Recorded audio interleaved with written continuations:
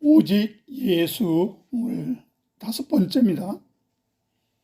누가복음 9장 18절로 36절까지의 본문을 중심으로 예수만 보이더라, 오직 예수만 보이더라, 이런 제목으로 말씀을 나눕니다. 누가복음 9장에서 예수께서는 오병이어의 기적을 행하시고 이 모든 것을 본 베드로가 주는 그리스도시요 살아계신 하나님의 아들입니다 라는 신앙 고백을 하는 장면이 나옵니다. 그러나 주님은 이를 내게 알게 한 이는 혈육이 아니라 하나님이시라고 말씀하시죠. 그 신앙 고백은 베드로의 심령에서부터 정말 감동되어 예수를 그리스도로 믿고 고백한 신앙 고백이 아니라는 거예요. 그 후 예수께서는 인자가 많은 고난을 받고 장로들과 대제사장들과 서기관들에게 버림받아 죽임을 당하고 제3일에 살아나야 한다는 말씀을 하십니다. 그때 가서야 진짜 내 안에서 성령의 감동으로 인한 신앙 고백이 나오게 되어 있기 때문에 그렇게 말씀하신 것입니다. 그리고 너희는 나를 따라오려거든 자기를 부인하고 날마다 제 십자가를 지고 나를 따를 것이라고 말씀하십니다. 이것이 주님을 따르는 제자의 길이기 때문입니다. 그 후에 하시는 말씀이 누가복음 9장 27절에 내가 참으로 너에게 이르노니 여기 서 있는 사람 중에 죽기 전에 하나님 나라를 볼 자들도 있느니라. 이 말씀을 하신 후 제자 중에서 베드로와 요한과 야고보만을 데리고 변화산에 올라 기도하시는 중에 여기에 모세와 엘리야가 나타나는 것입니다. 이것이 무슨 일입니까?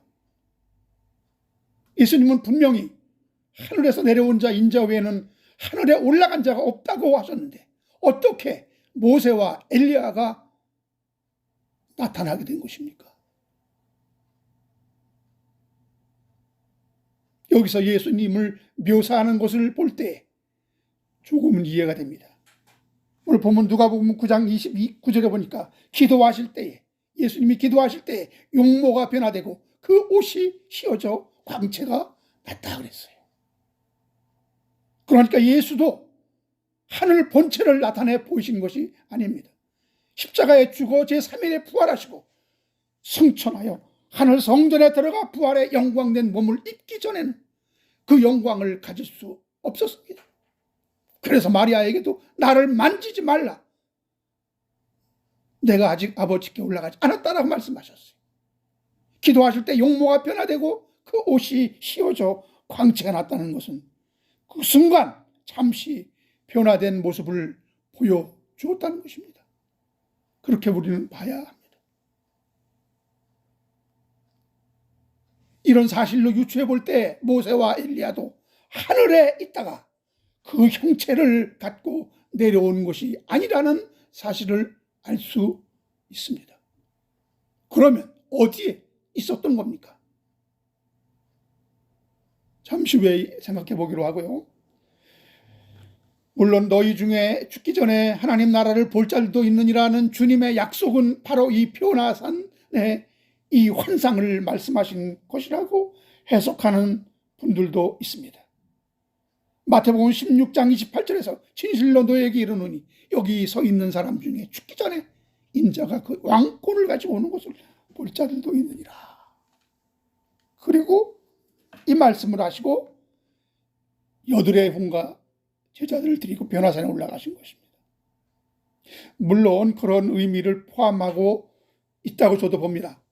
그러나 성경의 말씀은 예언적으로 현재 그리고 미래의 사건을 담고 있기 때문에 문자의 성취가 있고 영적인 성취가 있고 그리고 상징적인 의미를 다 포함하고 있기 때문에 한 번의 성취로 끝나는 것이 아니라 이중 삼중의 예언적인 의미를 갖고 있으며 그것이 성취되고 계속적으로 이루어진다는 것입니다.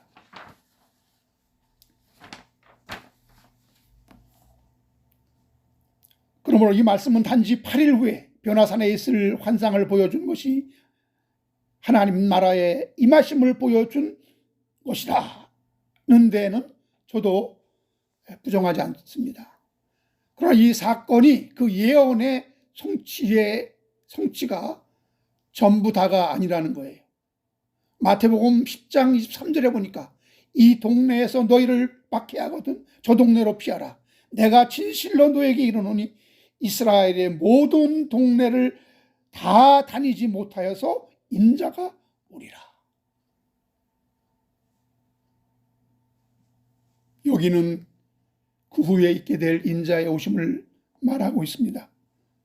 이스라엘의 모든 동네를 다 다니지 못해서 인자가 오리라는 말씀을 볼 때 그 변화산상의 환상이 예언의 성취의 전부가 아니라는 사실을 우리는 알 수 있습니다.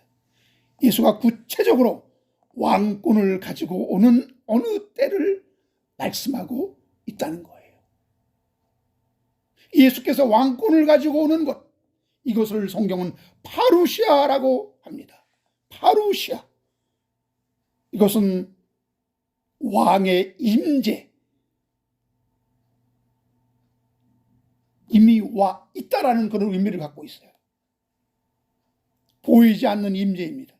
예수께서 마지막 만왕의 왕으로 온 인류와 우주 만물을 심판하시기 위해서 가시적으로 재림하는 날이 임하기 전에 제자들에게 왕권을 가지고 보이지 않게 영광으로 오시는 그 어느 때, 그것을 파루시아 예수의 임재라고 부르고 있습니다.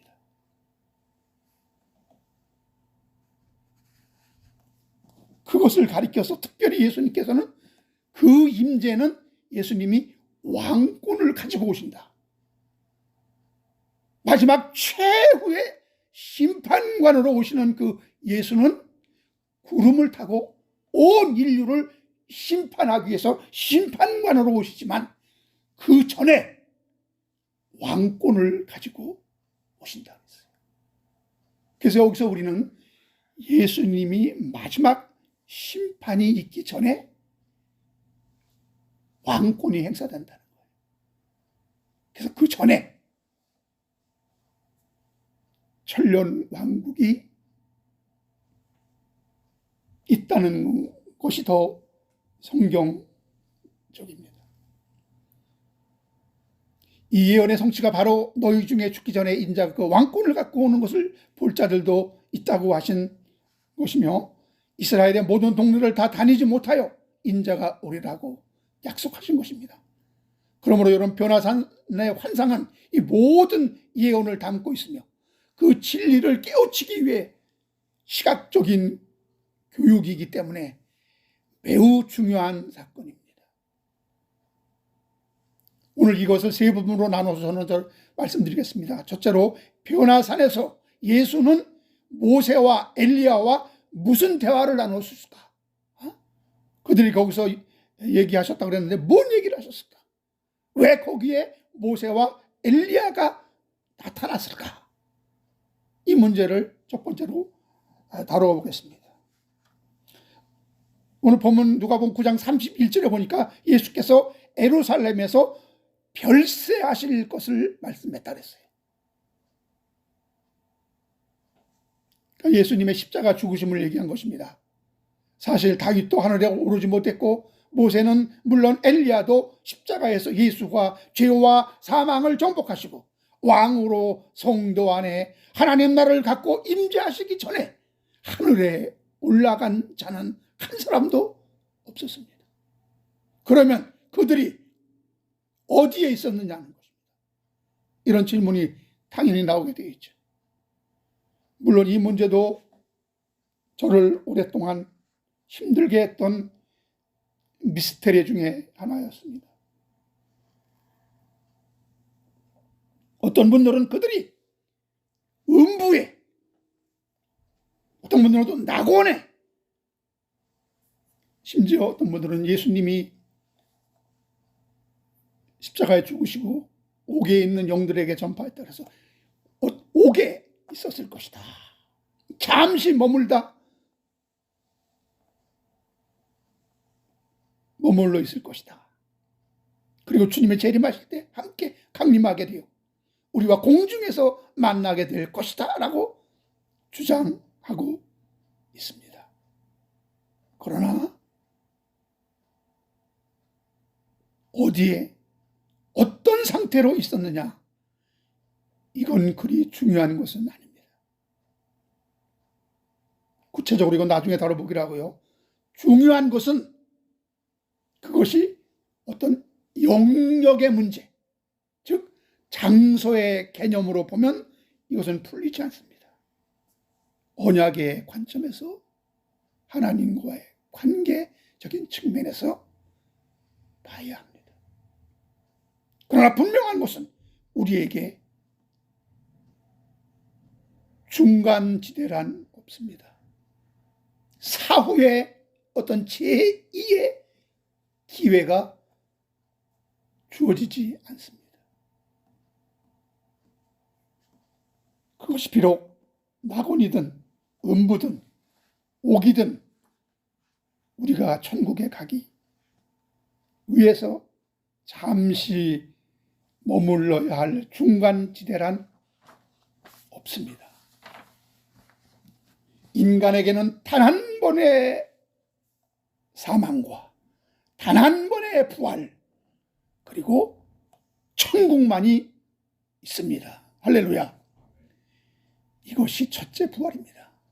여러분, 둘째 부활이 없고 그것은 곧 심판인 것처럼 둘째 사망도 애당초 없어야 했던 것인데 인간의 타락으로 잠시 있게 된 육체적인 사망 선고 때문에 둘째 사망이란 표현이 등장하게 된 겁니다. 그래서 한 번 죽는 것은 사람에게 정해진 것이고 그 후에는 심판이 있다고 히브리서에서 말씀하고 있는 것처럼 인간에게는 심판 후에 천국과 지옥만 있을 뿐입니다. 이것은 그리 중요한 것이 아니기 때문에 더 이상 추론하지 않겠습니다. 그래서 변화산상의 환상은 이러한 모든 십자가의 비밀을 밝히 드러내기 위해서 구약의 출애굽으로 상징되었던 예수 그리스도의 십자가 죽음에 대한 은밀한 말씀을 나누신 것은 너무나 당연한 것이라는 거예요. 당신이 십자가에 죽으셔야 이제 하늘 문이 열리게 되었습니다. 변화된 지금의 영광스러운 몸을 입고 하늘 왕국에 함께 통치하셔야 하기 때문에 변화산의 환상적인 사건을 보여주신 것이 너무나 자연스러운 사건으로 우리는 받아들일 수 있습니다. 그런데 왜 하필 모세와 엘리야가 나타난 것입니까? 여러분, 모세도 가나안 땅에 들어가지 못하고 죽은 것에 대하여 그런 사건들이 다 예수 십자가를 예표하고 있으며 율법을 대표하고 있었던 자신의 시대는 가고 이제는 예수가 우리 믿는 자들의 죄를 해결하시고 약속의 땅 가나안 천국에 입성하게 되는 것처럼 나는 죽고 여호수아로 대표된 예수 그리스도를 통해서 가나안 정복하게 하신 하나님의 뜻을 바로 깨닫게 되었을 것입니다. 그래서 모세는 내가 실수해서 바위를 명령하지 않고 2번 쳐서 물을 내게 된 것이 그 때문에 가나안 땅에 못 들어갔다 하는 그런 오해가 풀렸을 것이며 죄인은 오직 하나님의 은혜로 되는 것을 새삼 알게 되었을 겁니다. 이런 말씀에 대한 오해는 하나님의 깊은 뜻에 대하여 더 그분께 영광 돌리게 되는 것입니다. 그래서 하나님의 사랑과 자비로우심에 더욱 감사하게 되었을 것이 분명하고요. 이스라엘 백성들이 그 불신앙과 그 고집이 다 이해가 되었을 겁니다. 왜냐? 하나님은 당신의 백성을 불순종 가운데 가두어 두시겠다 말씀했잖아요. 인간이 죄인이므로 인간이 하나님 말씀에 순종하지 못하고 충성하지 못하고 항상 불신앙 가운데 헤매고 불신하게 되는 것은 너무나 당연한 것이죠. 모세는 하나님의 깊은 뜻을 깨닫고 얼마나 하나님께 영광을 돌렸겠습니까? 이런 이유 때문에 당신의 백성들에게는 그 비밀한 말씀들을 계시로 드러내시는 것을 여러분 믿으시기 바랍니다. 예수의 십자가 죽으심은 모든 문제를 해결한 키가 되는 것입니다. 구약시대의 모든 선지자들은 저희가 증거를 받았지만 약속을 받지 못했기 때문에 하늘에 올라가지 못하고 기다림의 시간이 흘러야 했던 것이고요.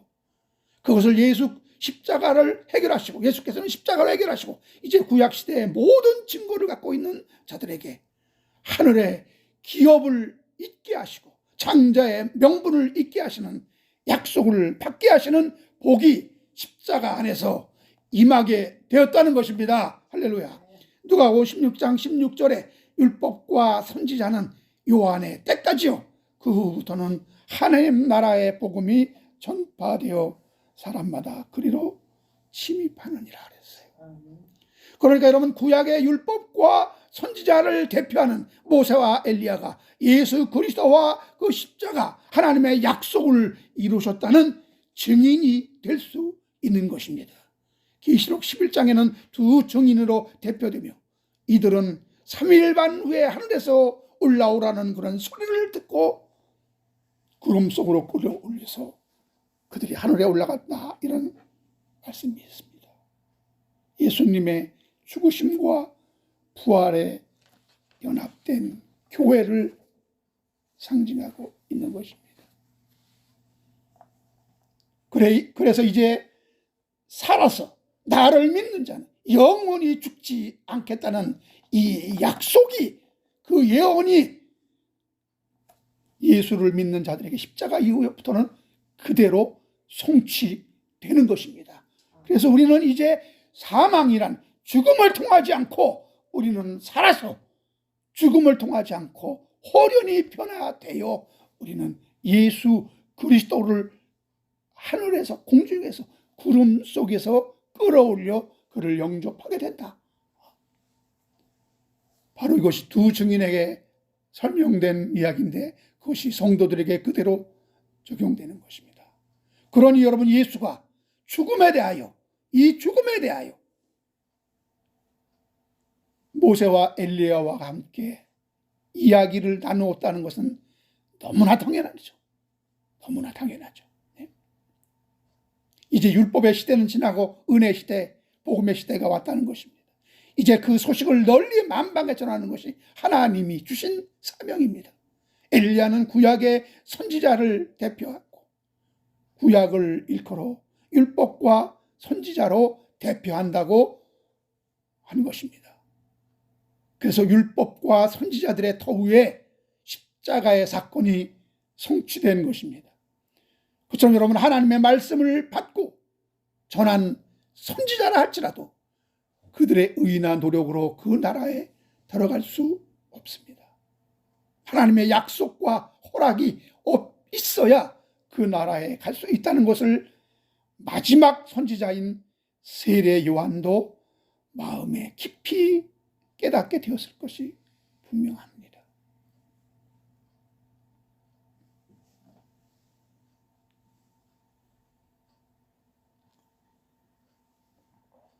그래서 거기 구약을 대표하는 모세와 엘리야가 나타나게 된 것입니다. 예수의 십자가 죽으심을 약속된 자들은 하늘나라에 옮겨지게 되는 구원의 섭리가 이루어지게 되어 있었기 때문에 십자가 지시기 전에 모세와 엘리야가 나타나 예수 그리스도의 별세에 대해서 말씀했다 그랬어요. 이 별세가 엑소도스입니다. 엑소도스. 엑소도스는 무엇으로부터 벗어나다, 탈출하다 그러는 얘기겠어요. 출애굽이라는 얘기, 출애굽.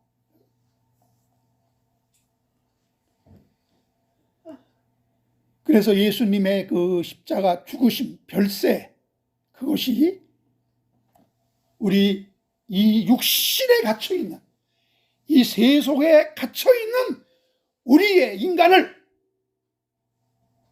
여러분 영광스러운 하늘나라의 그 생명으로 탈출하게 하는, 벗어나게 하는 하나님의 엑소도스입니다. 엑소도스. 이게 십자가.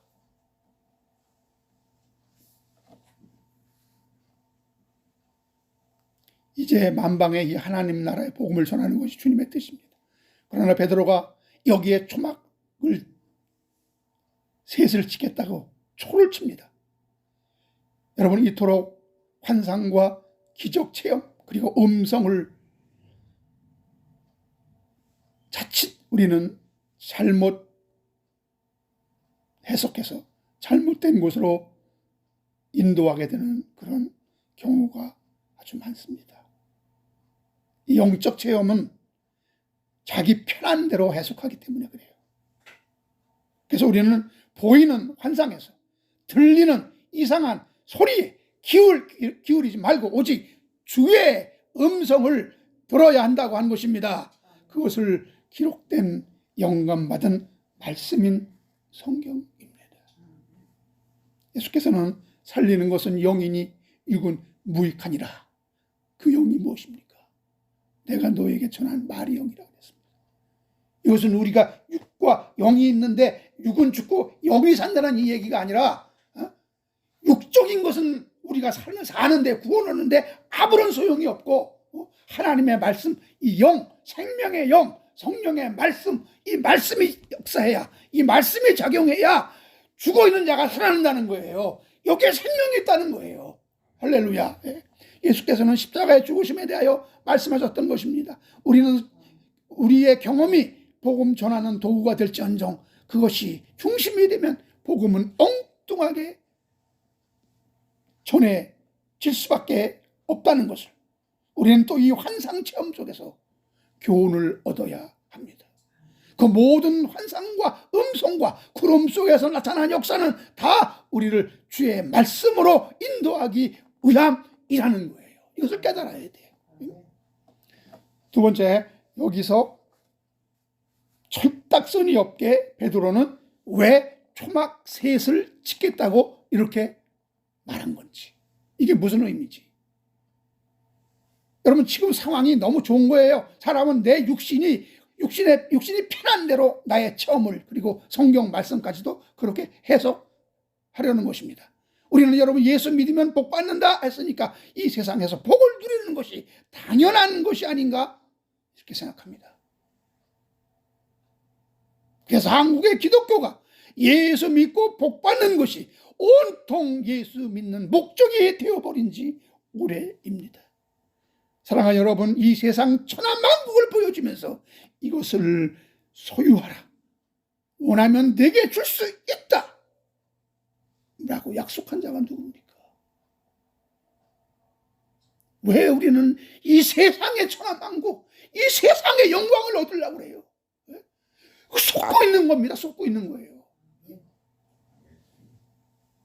여러분, 이스라엘이 회복되고 예루살렘의 성전이 건축될 것을 믿는 자들, 요즘 팔레스타인의 문제, 가자 지구의 이 분쟁의 원인, 이게 왜 일어납니까? 이것은 이스라엘의 여러분 선민 사상이에요.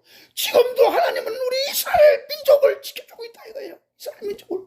그래서 이스라엘 성전, 예루살렘 성전을 하나님이 이 마지막 때 지을 것이다. 모든 하나님의 역사는 이스라엘을 통해서, 그리고 이 대한민국을 통해서 이루신다고 성경을 해석합니다. 영적인 것을 육적으로 해석하는 거예요. 하나님 나라의 일을 이 세상의 일로 그렇게 곡해해서 해석해버리는 거예요. 소망을 여러분 초점을 어디에 두고 있는지 분명히 알아야 됩니다. 하나님은 오히려 믿는 자들에게 이렇게 말씀하십니다. 진리의 길 좁고 협착하다. 그 길은 험해서 찾는 자가 적다. 그리고 그 길을 걷는 곳이 험하다 말씀하셨어요. 그런데 이런 말은 안중에도 없는 겁니다. 나를 따라오려거든 자기 십자가를 지고 따라야 할 것이다.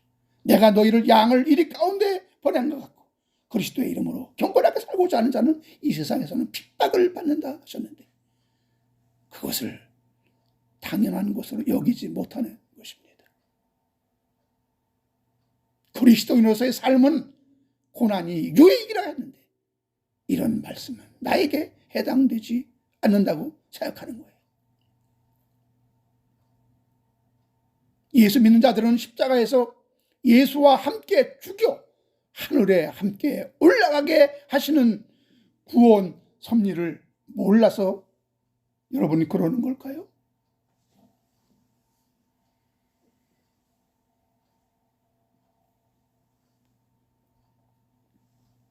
계시록의 11장에 여러분 두 증이 나오는데 그들이 이 증언을 마칠 때 짐승이 그들을 이기고 그들을 죽인다고 했어요. 그래서 그들의 시체가 어디에 있느냐? 영적으로 하면 소돔과 애굽, 이 세상, 성도는 이 세상에서 죽임을 당하는 그런 신세로 살 수밖에 없는 것입니다. 그래서 신앙 때문에 고난을 받는 분이 혹시 내가 예수 믿는 것 때문에 고난이 있으니 예수 안 믿으면 이런 고난들이 다 사라지는 것이 아닐까? 이런 질문을 하게 되죠.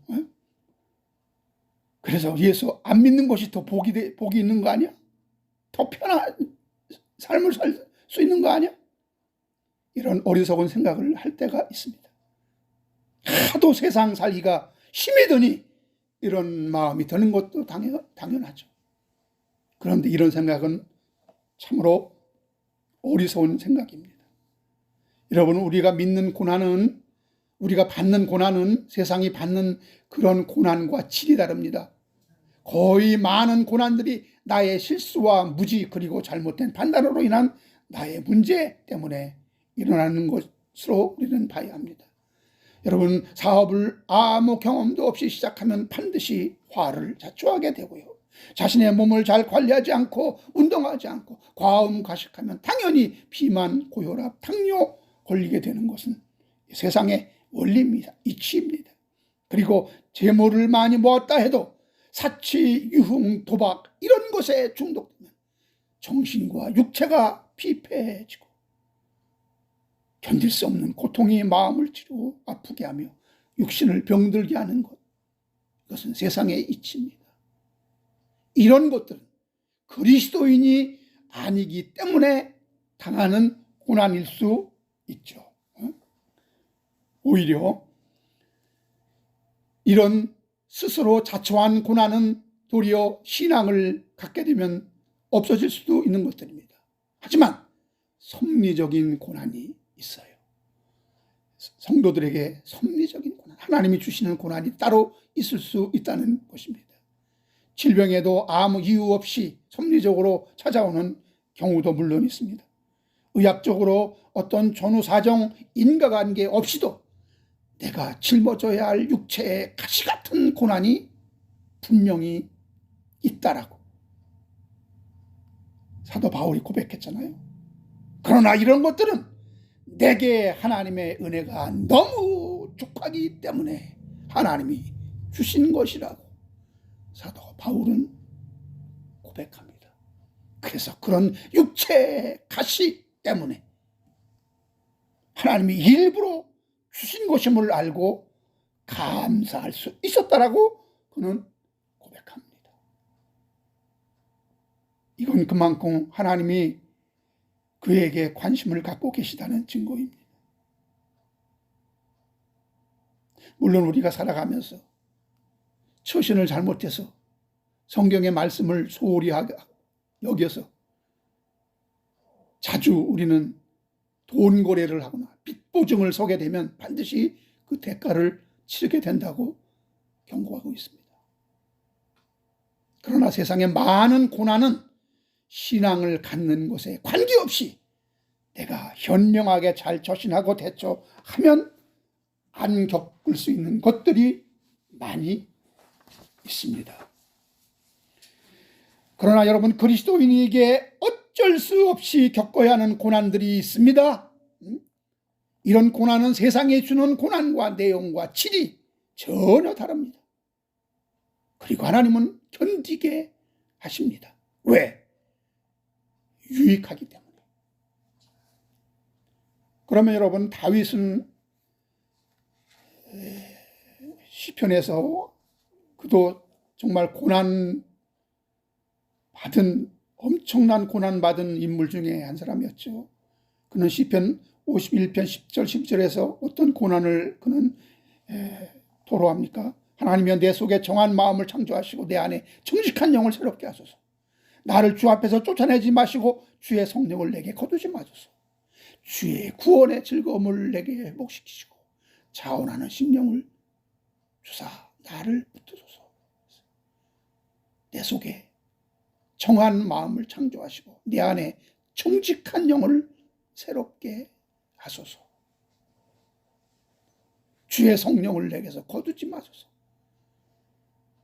이러한 기도들을 합니다. 이런 것 때문에 그는 구원의 즐거움을 잃어버리고 한동안 그는 심한 고난 속에서 하나님께 부르짖었던 그러한 기도로 우리는 봅니다. 이번에 여러분, 사도 바울의 번민, 고난은 어떤 것이었습니까? 로마서 7장 22절 24절에 보니까 내 속사람으로는 하나님의 법을 즐거워하되 내 지체 속에서 한 다른 법이 내 마음의 법과 싸워서 내 지체 속에 있는 죄의 법으로 나를 사로잡아 오는 것을 보는도다. 오호라 나는 곤고한 사람이로다. 이 사망의 몸에서 누가 나를 건져내랴. 오호라 나는 어떤 사람? 곤고한 사람. 곤고한 사람이 뭔지 아세요? 어렵고 고생스러운 것. 이게 고난이에요. 그는 내 지체 속에서 나는 하나님의 법을 즐거워해. 내 속사람, 내 영은 하나님의 법을 즐거워하는데 내 지체 속에서 한 다른 법이 내 마음의 법과 싸워서 나를 사로잡는다 그랬어요. 그러니까 마음의 법과 이 육체의 법과 싸웠는데 마음의 법이 이긴 것이 아니라 이 육체의 법, 죄의 법이 나를 사로잡았다. 이 장면을 그는 바라보면서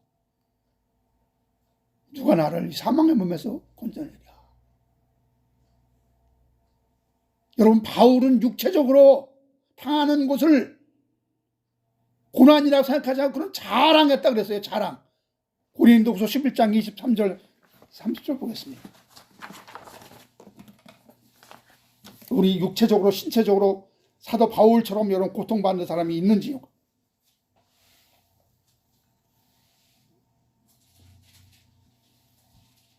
고린도후서 11장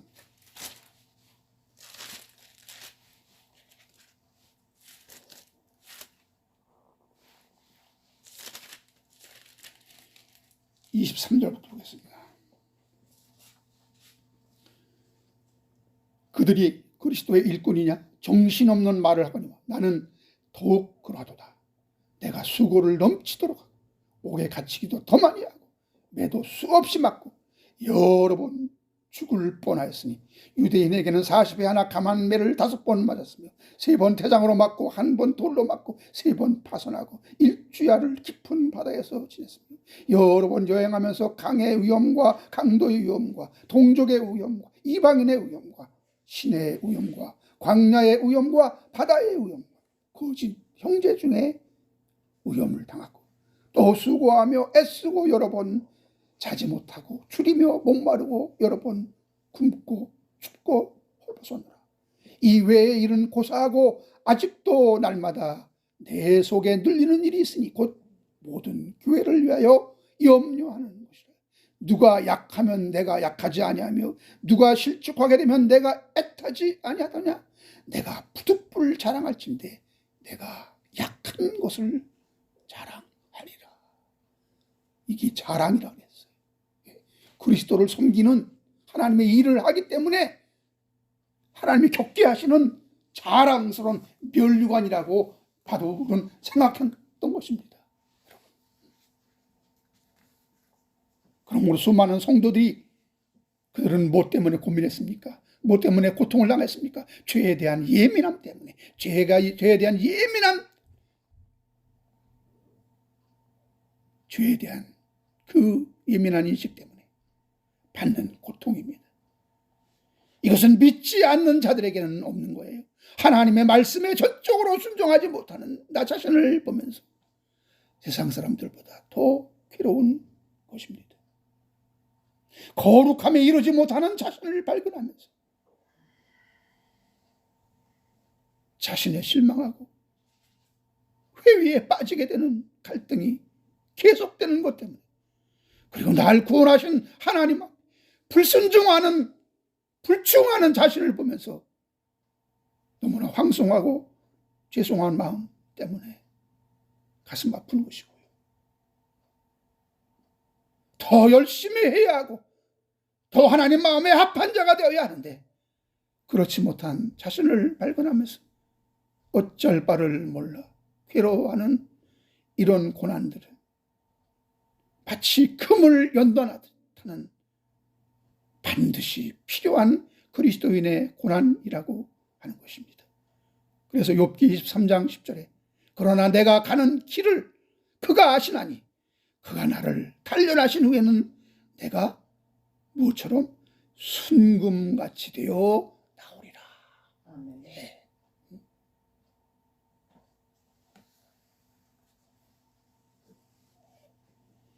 만일 우리가 신앙을 갖지 않고 막 살게 되면 물론 이런 고난은 없습니다. 안 겪어도 돼요. 그러나 그것은 사람이 아무 생각 없이 이성 없이 살아가는 짐승 같은 존재밖에 안 되는 것입니다. 이런 삶은 인간이 인간답게 살지 않기 때문에 고민도 하지 않고 고상한 것도 포기하고 내 정욕대로 살겠다는 것밖에 없습니다. 인간은 하나님의 형상을 닮은 자들이기 때문에 그렇게 살고 나면 나중에 너무 허무하여 결국은 후회하게 되어 있거든요. 저는 지옥 현상 중에 한 면이 있다면 그것은 끝내 만족함이 없는 심령, 그래서 감사할 줄 모르는 이 마음, 틀림없이 지옥에는 이런 현상이 있을 겁니다. 그게 풀이 타는 뜨거운 고통인지 어떤 고통인지는 몰라도, 그리고 후회는 있지만 후회는 하지만 전혀 회개는 할 줄 모르는 상태. 아마도 이것은 분명히 있을 것입니다. 지옥 가는 자들의 특성. 베드로는 성도에게 고난을 허락하신 이유를 이렇게 말하고 있습니다. 베드로전서 5장 10절에 보니까 모든 은혜의 하나님 곧 그리스도 안에서 너희를 부르사 자기의 영원한 영광에 들어가게 하신 이가 잠깐 고난을 당한 너희를 친히 온전케 하시며 굳건하게 하시며 강하게 하시며 털을 견고하게 하시리라. 우리를 강하게 되고 견고하게 되는 그 방편이라는 거예요.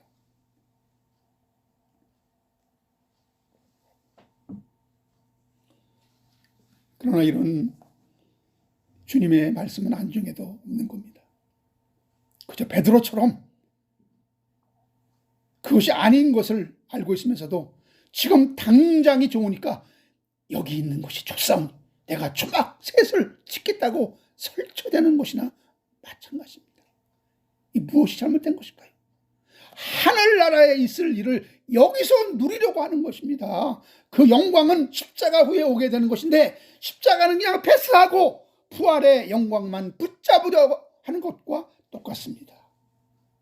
초막은 이 세상에서 짓는 것이 아니라 하늘나라에서 하나님이 우리에게 지어 주셔야 하는 것입니다. 그래야 거기는 눈물, 고통, 슬픔이 없는 진정한 거기서 초막절을 지키게 됩니다. 요한계시록 7장 15절 17절에 보니까 그러므로 그들이 하나님의 보좌 앞에 있고 또 그의 성전에서 밤낮 하나님을 섬기매 보좌에 앉으시니가 그들을 위해 장막을 치시리니 그들이 다시는 줄이지도 아니하며 목마르지도 아니하고 해나 아무 뜨거운 기운에 상하지도 아니하리니 이는 보좌 가운데 계신 어린 양이 그들의 목자가 되사 생명수 샘으로 인도하시고 하나님께서 그들의 눈에서 모든 눈물을 씻겨주실 것입니다. 할렐루야. 이게 하늘에서 일어날 일을 우리는 이 땅에서 누리려고 하면 어찌합니까? 인간은 영적인 것을 내 육신에 적용시켜서 그것을 이뤄내기 위해서 안간힘을 쓰고 그것이 전부인 양 기도로 매달리고 더욱 하늘나라에서 맛보게 될 그 행복을 지금 이 땅에 적용시켜 만족을 얻어내려는 그러한 잘못을 저지르고 있는 것입니다. 우리는 그런 실수를 통해서 그런 경험을 통해서 배우면서 하나님이 왜 우리를 이 세상에 살게 하신지 그 이유를 하나씩 깨닫게 되는 것입니다. 이런 복음성가가 있습니다.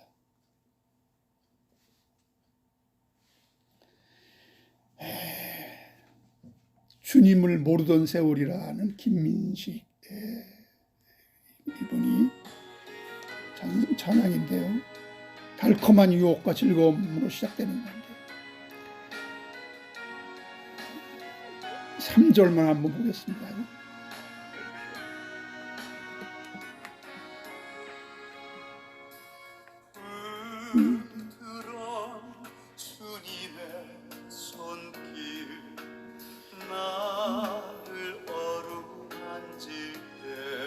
육신으로 살던 세상은 흔적 없이 사라집니다.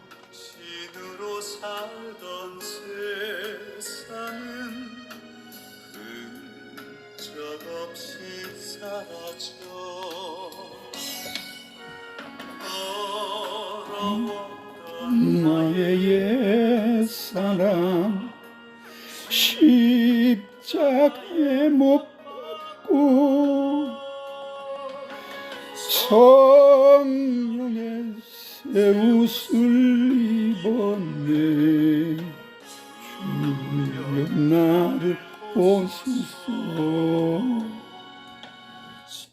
아멘.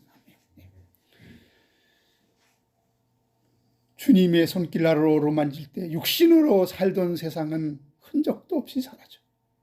더러웠던 나의 옛사랑 십자가에 못 박고 이제 성령의 새 옷을 입었네. 주여 나를 보소서. 우리의 모습이 이 모습인 줄 믿습니다. 우리는 달콤한 유혹과 즐거움, 나를 썩게 하는 것도 모르고 사망의 그늘이 지는 줄도 모르고 그렇게 살던 세월이었습니다. 주님을 만나야 주님의 손길이 통해서 우리가 하나님이 우리를 손을 봐야 우리는 깨닫는 존재예요. 자, 그러면 결론적으로 말씀드립니다. 세 번째, 다 사라지고 오직 누구만 보인다? 누가복음 9장 36절에 보니까 누가복음 9장 36절에 합니다. 오늘 주제죠.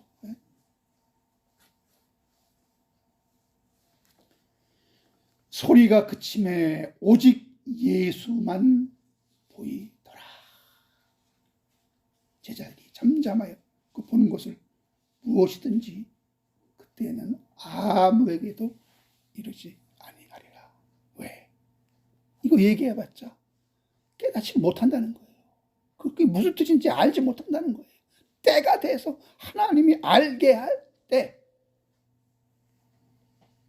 모든 세상으로 추구하던 모든 것들이, 모든 은사의 신앙, 모든 능력의 신앙, 모든 기적의, 이적의, 표적의 신앙들이 다 사라지고, 이 모든 것은 예수를 우리에게 믿게 하기 위해서, 예수를 주로 영접하게 하기 위해서 보여주는 하나의 퍼포먼스예요. 하나의 시청각 교육 자료. 근데 우리는 여기에 머물러 있단 말이에요. 주님이 보라 하는 예수는 안 보고 이런 표적 속에 갇히고, 이런 이적 속에, 체험 속에 갇혀서 그것이 전부인 양, 그것이 예수 믿는 전부인 양 헤매고 있는 이 실정이 우리 눈에 보이잖아요.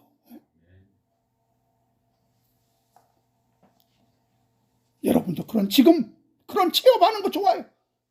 그런 체험하는 거 좋아요. 그 체험을 통해서 우리는 정말 예수를 보냐 이거예요. 예수를 만나냐 이거예요.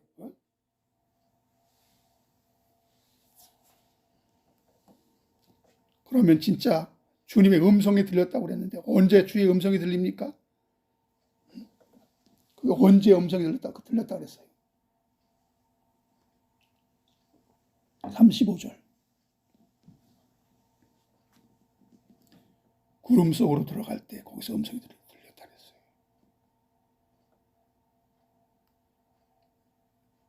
이렇게 성경의 말씀은 다 그 의미와 뜻을 가지고 있습니다. 여러분, 환상과 은사를 주시는 목적이 뭐예요? 주의 음성을 듣게 하라는 겁니다.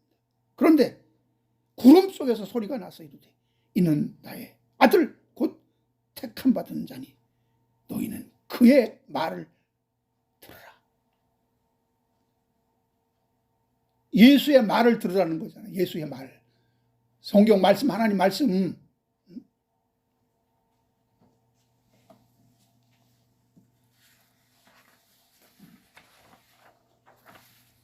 자, 우리는 기도 속에서, 환상 속에서, 체험 속에서 수많은 우리는 음성을 들을 수 있습니다.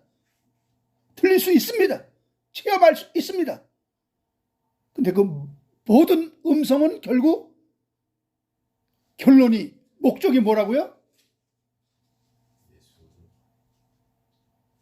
예수의 말을 들으라. 예수의 말이 성경이잖아요. 여러분, 안식교회 아주 신주단지 모시는 엘렌 G 화이트라는 여사가 있습니다. 이 여사도 수많은 기도를 통해서 환상을 보고 음성을 들었습니다.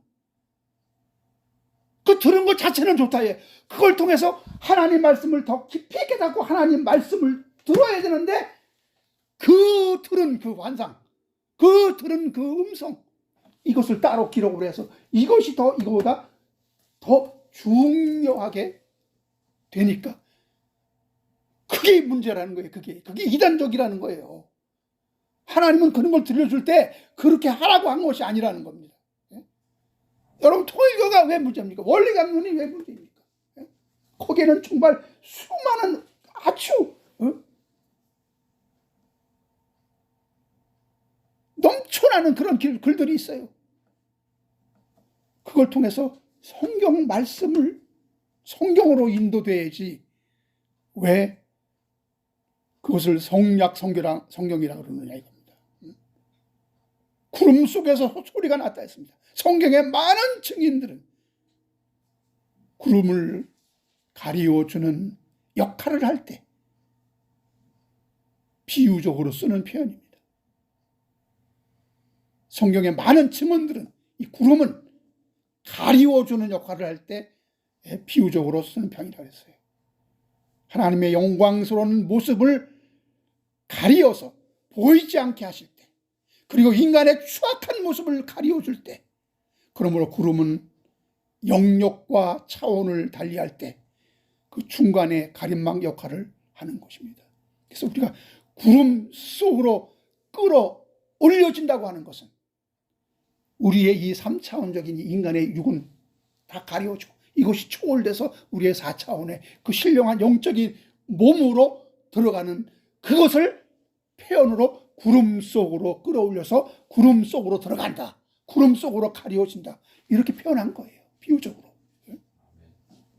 누가복음 9장 34절에 보니까 구름이 와서 그들을 덮은지라 구름 속으로 들어갈 때 이 말씀을 보면 무엇이 연상됩니까? 사도행전 1장 9절 예수님이 부활할 때, 예수님이 승천할 때 이 말씀을 마치고 그들이 보는 데서 올려져 가시니 구름이 그를 가리어 보이지 않게 하더라. 계시록 1장 11절 보니까 예수는 하늘로 가심을 본 그대로 오시리라. 구름을 타고 오시리라. 뭐예요? 영광의 모습으로. 영광된 모습으로. 고린도전 15장 42절 44절 보세요. 이 우리가 구름 속으로 끌어올려진다는 것이, 우리가 영광의 몸을 입는다는 것이 성경은 구름 속으로 끌어올려진다고 표현하는데, 고린도전서 15장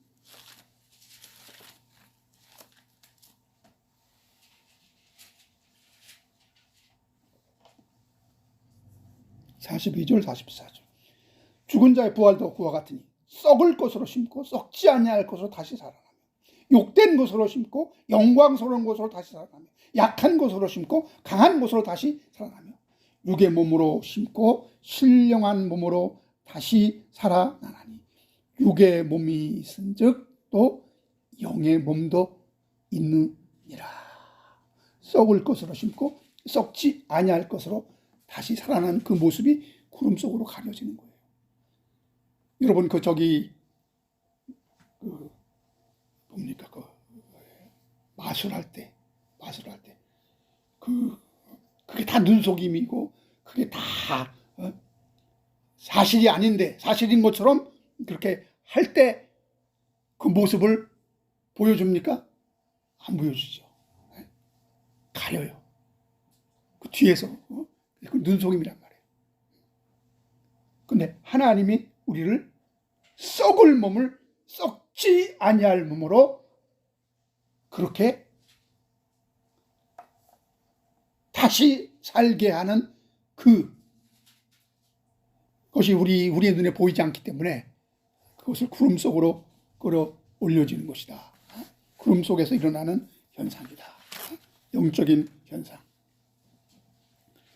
우리 지난 시간에도 우리 눈에 보이는 그 육적인 예수마저도 결국 사라지고 내 안에 거하는 주님을 우리는 인격적으로 영접해야 진짜 예수 믿는 거라고 성경에서 증거하고 있다고 그랬죠. 어디입니까? 고린도후서 13장 5절입니까? 내 안에 그리스도의 임재를 확인하라 그랬어요. 그리스도가 부재하면, 즉 내 안에 그리스도가 없으면 그러면 그거는 뭐예요? 버림받은 자라 그랬어요. 이 표현을 왜 썼습니까? 내 안에 그리스도가 없으면 너는 택함 받은 자 아니야 이렇게 쓴 게 아니라 버림받은 자라 그랬어요. 이거 매우 의미가 있는 것입니다.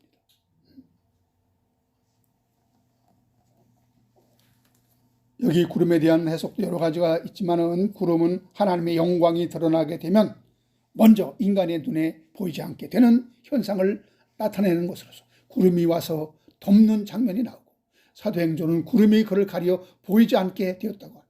또 구약에서 하나님이 율법을 주시는 장면에서 모세가 산에 오를 때 빽빽한 구름이 가려 보이지 않게 되었다고 합니다. 시편 18편 11절에 그가 흑암을 그의 숨는 곳으로 삼으사 장막같이 자기를 두르게 하시며 곧 물의 흑암과 공중의 빽빽한 구름으로 그리 하시도다. 하나님이 자기를 가리는 것을 구름을 쓴다 그랬어요. 출애굽기 4장 40장 35절에 모세가 회막에 들어갈 수 없었으니 이는 구름이 회막 위에 덮이고 여호와의 영광이 성막에 충만하더라. 하나님의 영광이 나타나는 모습, 하나님의 영광이 드러나는 그 모습을 또 구름이 가리웠다 그랬어요. 구름이 충만했다. 이처럼 여러분 구름은 인간의 모습을 가려 더 이상 보이지 않고 하나님의 영광만 드러나는 것을 의미하고 있습니다. 환상 뒤에는 예수만 보여야 합니다. 음성 뒤에도 예수만 보여야 합니다. 너희는 지금 환상을 보고 이적을 체험하고 은사를 맛본 자들은 구름 속에 가리워져야 주님의 음성이 들린다는 것입니다. 더 이상 여러분 베드로처럼 여기가 좋사오니 하면서 초막을 짓겠다는 철딱선이 없는 신앙의 모습을 버려야 합니다. 이제 모든 면에서 우리가 주님만 바라보는 그 신앙의 노선에서는 오직 주의 음성만 들리게 될 줄로 믿습니다. 데살로니가전서 4장 17절 보고 마치겠습니다.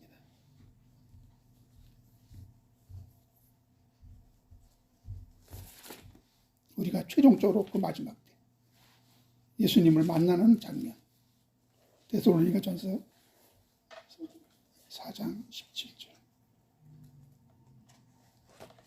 그것은 거룩한 모습이기 때문에, 우리 영광스러운 모습이기 때문에, 우리의 추한 인간의 몸이 결코 보여서는 안 되기 때문에 꼭 그때는 구름이 등장하는 것입니다. 데살로니가전서 4장 16절 17절.